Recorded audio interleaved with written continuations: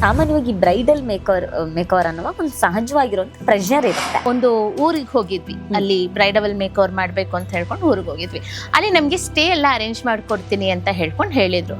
First booking ಮಾಡಕ್ ಮುಂಚೆನೆ ಹೇಳಿದ್ವಿ. ನಾನು ನನ್ನ ಟೀಮ್ ಅವರು ಒಂದಿಬ್ರು ನನ್ನ ಜೊತೆ ಇರ್ತಾರೆ, ನಮ್ಗೊಂದು ಸಪ್ರೇಟ್ ಆಗಿರುವಂತಹ ರೂಮನ್ನು ಕೊಡಿ ಅಂತ ಕೇಳಿದ್ವಿ. ಅವ್ರು ಅದನ್ನ ಓಕೆ ಸರಿ ಸರಿ ಅಂತ ಹೇಳ್ಕೊಂಡು ಎಲ್ಲ ಅರೇಂಜ್ ಮಾಡ್ಕೊಂಡು ಹೇಳಿದ್ರು. ಬಟ್ ಅಲ್ಲಿ ಹೋಗಾದ್ಮೇಲೆ ನಮಗ್ ಕೊಟ್ಟಿರೋಂಥ ರೂಮಿಗೆ ಒಂದು ಅಟ್ಯಾಚ್ ಆಗಿರುವಂತ ವಾಶ್ರೂಮ್ ಇಲ್ಲ, ಒಂದು ಬೆಡ್ ಇಲ್ಲ, ಒಂದು ಮಂಚ ಇಲ್ಲ, ಯಾವುದೇ ವಿಧವಾದ ಫೆಸಿಲಿಟಿಗಳು ಏನೂ ಇರಲಿಲ್ಲ.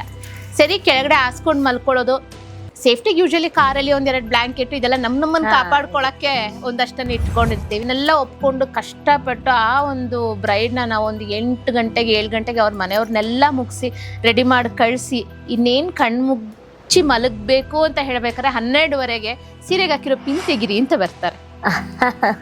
ನಾವಲ್ಲಿ ಉಳ್ಕೊಳ್ಳಿಲ್ಲ ಅಂತ ಹೇಳಿದ್ರೆ ಅದನ್ನ ಅವರೇ ಮಾಡ್ಕೋತಾರೆ. ಇವರು ನಮ್ಮ ಹತ್ರ ಬಂದಿದಾರ, ನಾವು ಇವರನ್ನ ಪೇಮೆಂಟ್ ಮಾಡಿ ಕರ್ಕೊಂಡಿದೀವ, ಇವ್ರು ನಮಗ್ ಕೆಲ್ಸಗಾರರು.